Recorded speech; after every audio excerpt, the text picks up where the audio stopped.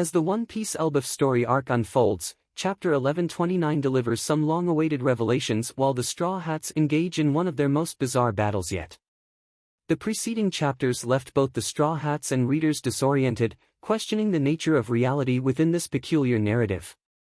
Chapter 1129 reinforces that everything happening is indeed real, culminating in the significant reveal of the Sun God's identity, transforming him from a nightmarish figure into a more conventional antagonist. In this chapter, Luffy and his crew continue their clash with the Sun God in the Land of Gods, repeatedly defying his grandiose claims about the inescapable nature of this world. Contrary to his self-image as an ultimate power, the Sun God is revealed to be merely a giant who enjoys playing with living dolls in a fantastical diorama, aptly referenced in the chapter's title.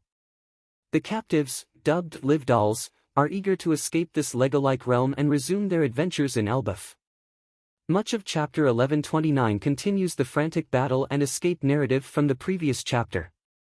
The Straw Hats race across the whimsical diorama on the back of Iskit, the supposed ruler of Big Stein Castle, while the furious Sun God pursues them. Rather than seeking their demise, the Sun God aims to recapture the Straw Hats to include them in his fabricated dollhouse setting. This Sun God starkly contrasts with Nika, the Sun God, as he embodies the role of a jailer rather than a liberator. However, his reign comes to an end in this chapter as the Straw Hats and other captives make their escape. While the Straw Hats keep the Sun God occupied, the other inhabitants prepare to flee, leaving the Sun God with no Livedolls left to torment. Although the stakes remain moderately high, with the Straw Hats fighting earnestly to ensure their escape, the Sun God doesn't present the strongest challenge they've ever faced. Instead, the crew is more focused on breaking through the diorama's walls than directly defeating the Sun God. For instance, while Usopp destroys one of the mirrors in the Land of Gods, his Skullblast grasp proves ineffective against the wall beyond.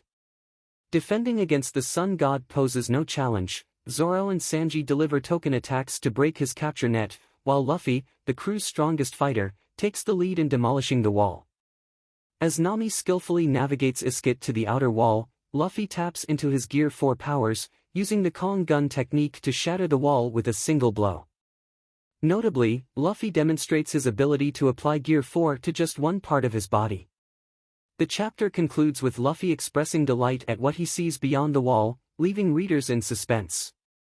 The Sun God's true identity, Road. The chapter swiftly dispels the mystery surrounding the Sun God's identity, revealing him to be not a deity but a giant warrior named Road.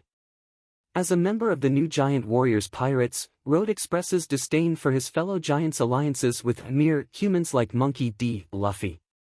The chapter elucidates how the Straw Hats and the Thousand Sunny drifted through the sleeping mist belt, rendering them easy prey for Road, who captured them and transported them to the Land of Gods as his latest Livedolls, thus expanding his collection and bolstering his godly persona. This revelation helps debunk the theory that the Straw Hats merely hallucinated this bizarre Lego land, instead presenting them as the playthings of a disgruntled giant.